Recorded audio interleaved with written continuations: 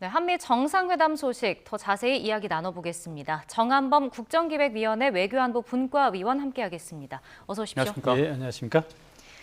네, 한미 정상회담 2시간 20여 분 정도 진행이 됐고 종료가 됐었습니다. 일단 총평부터 해주신다면 어떻게 하시겠습니까? 글쎄요, 우리 이재명 대통령의 어떤 선방이 돋보였다 이렇게 좀 생각이 되고요. 네. 특히 이제 회담에 들어가기 전에 굉장히 큰 악재가 터졌었죠. 그래서 많이들 걱정을 했는데 의외로 좋은 결과가 나왔다 이렇게 얘기할 수 있을 것 같습니다. 예, 말씀하신 대로 회담 직전에 트럼프 대통령이 SNS에 올린 그 글 때문에 상당히 우려가 많이 나왔는데 트럼프 대통령은 그럼 어떤 의도에서 이런 글을 올렸을까요? 사실 이제 저도 그 뉴스를 접하고 굉장히 당황했었거든요. 저도 네. 그때 이제 생방송 중이었는데 워낙 궁금해서 제가 이제 그 우리 뭐 대통령실 쪽하고 또 미국 현지에 있는 분들하고 통화를 좀 해봤어요.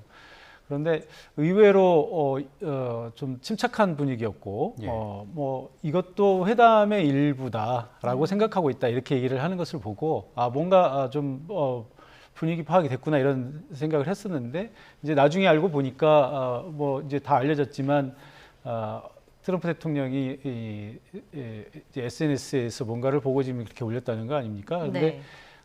결국 뭐 이게 그 가짜 뉴스였기 때문에 뭐 크게 그 영향을 미치지는 못했던 것 같고요. 결국 이제 우리 비서실장이 미국의 이제 비서실장하고 같이 사전에 만나서 조율을 함으로써 네. 실제 본 회담에서는 이 문제가 언급이 되지 않고 무난히 넘어갈 수 있었던 것 같습니다. 네.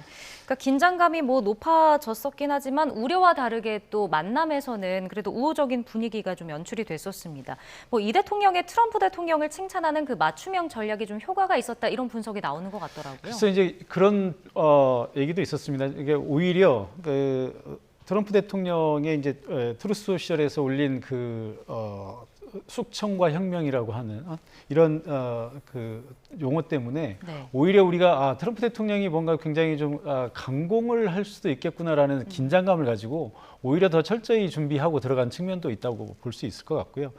특히 이제 트럼프 대통령의 스타일상 꼭 뭐 우리 이 대통령이나 우리 정부만을 상대로 그렇게 하지는 않을 거고요.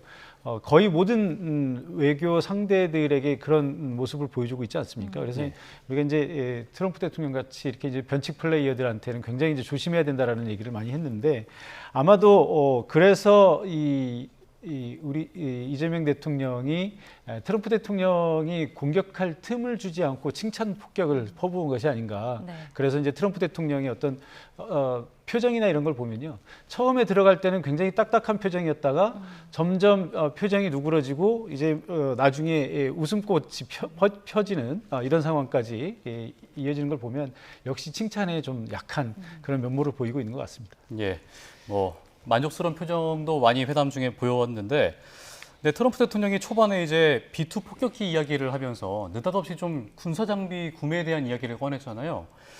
이에 대해서 이 대통령이 국방비 증액으로 맞받았긴 했는데 전략적인 좀 계산이 있었다고 보십니까?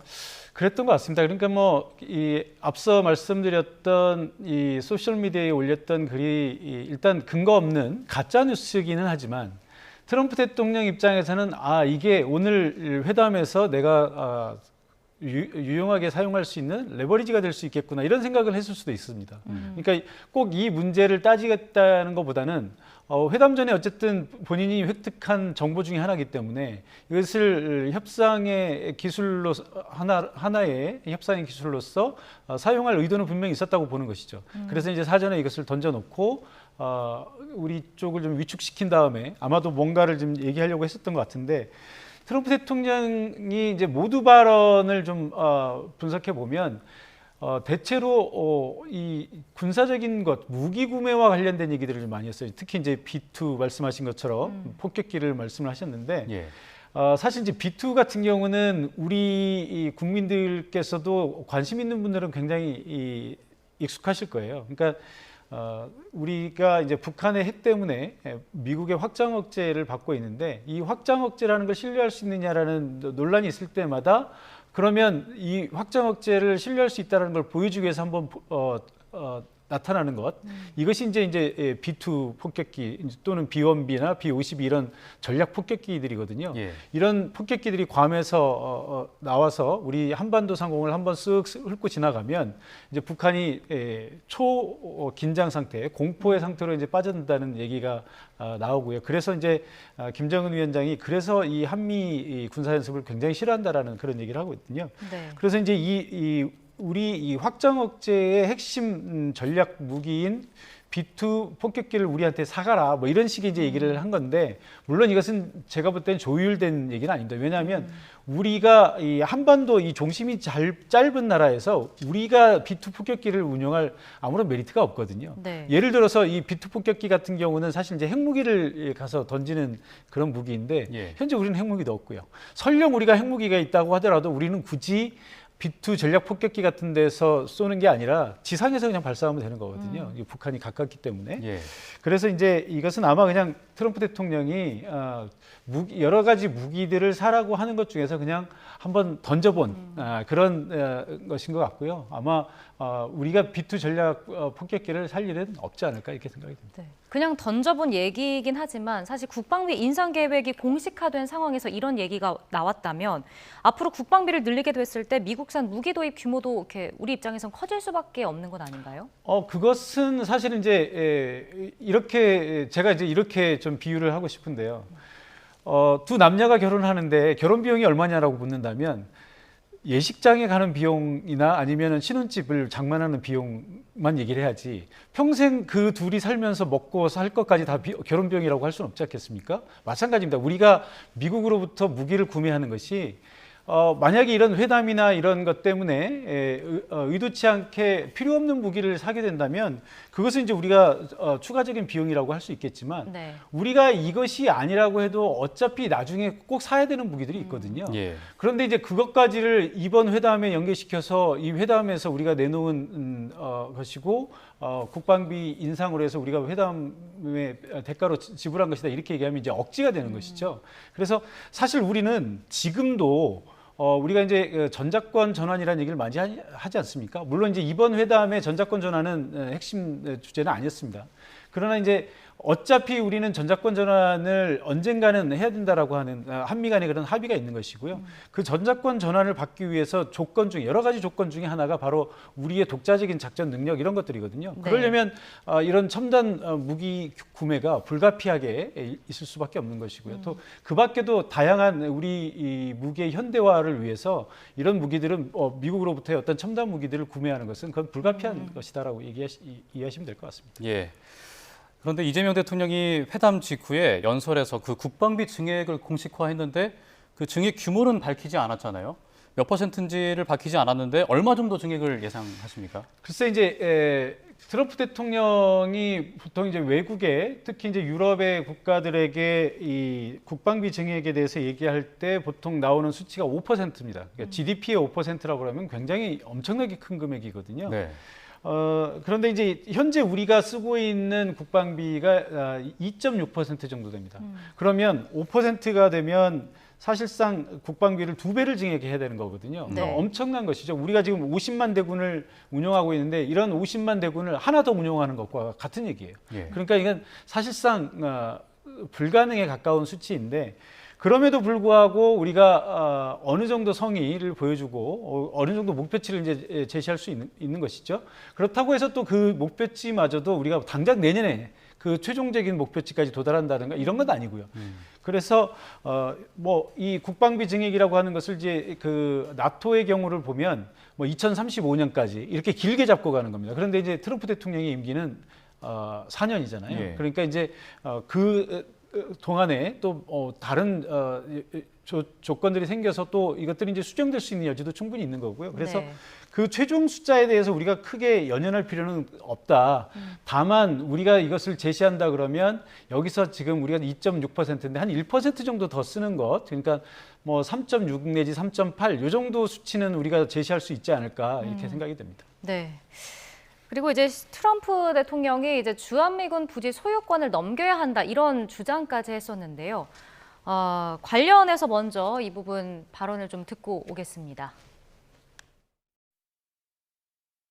We have a very good relationship militarily. They would say, but we gave you land. I said, no, you didn't. You lease us land. There's a big difference between giving and leasing. And maybe one of the things I'd like to do is ask them to give us ownership of the land where we have the big fort. You know, we spent a lot of money building a fort, and there was a contribution made by South Korea, but I would like to see if we could get rid of the lease and get ownership of the land where we have a massive military base.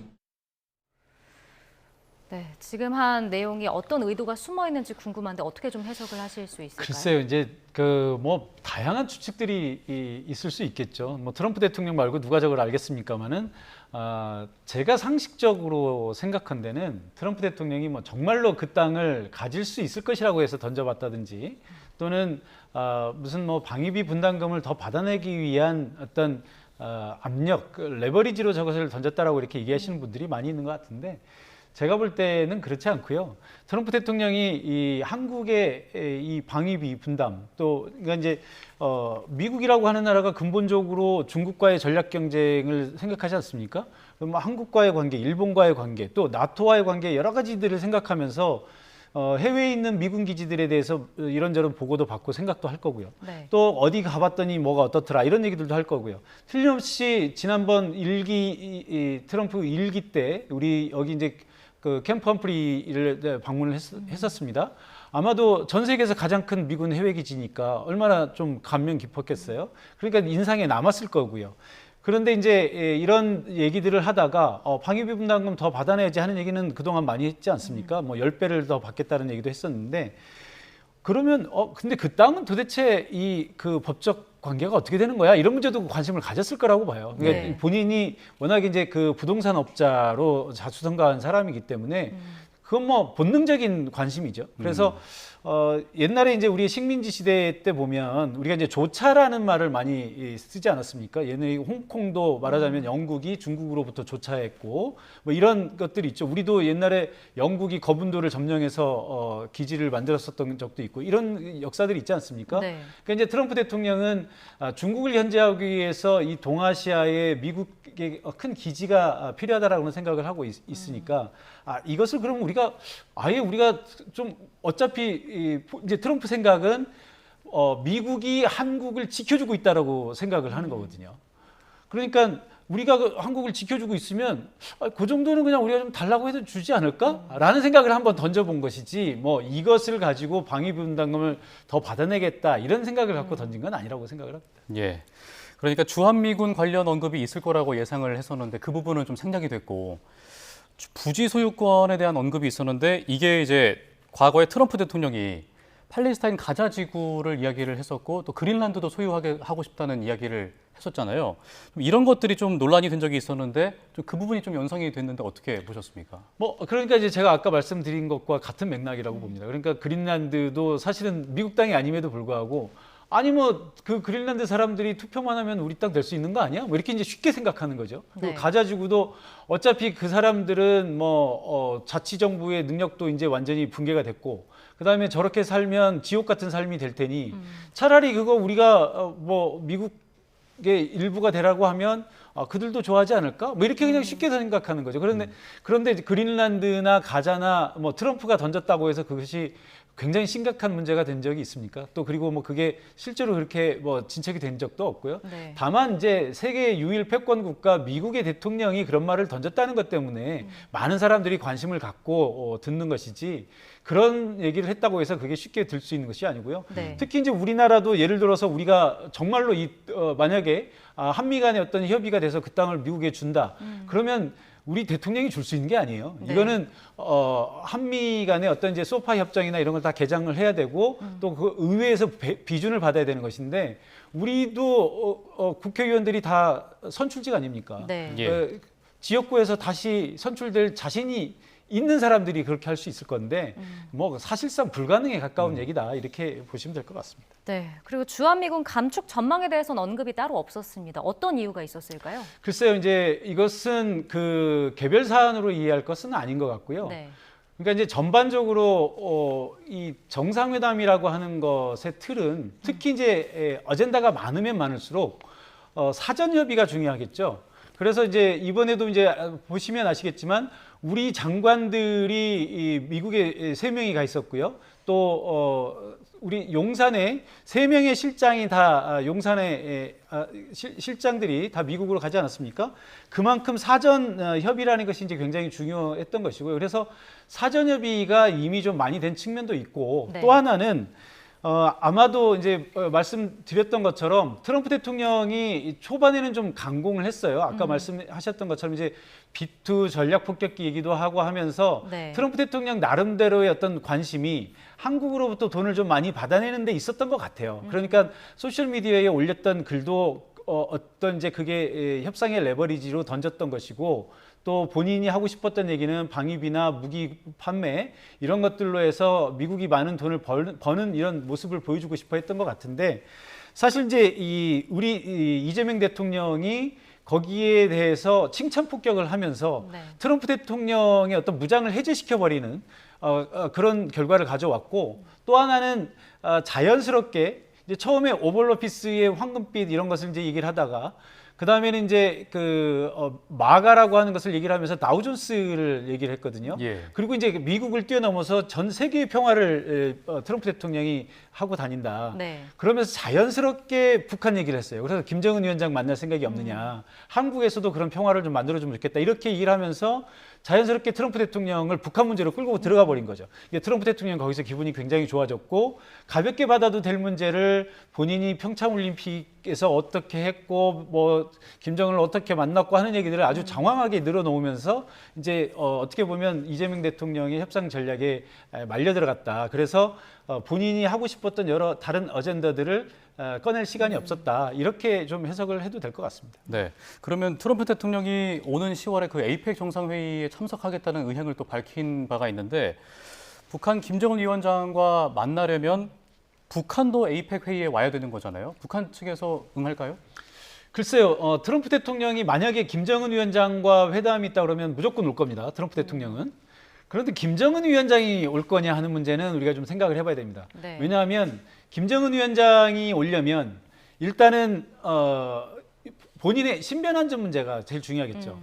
물론 이제 지난번에 한번 판문점을 넘어오긴 했습니다만 사실 그 판문점에서 불과 몇십 미터 넘어온 거 아니겠습니까?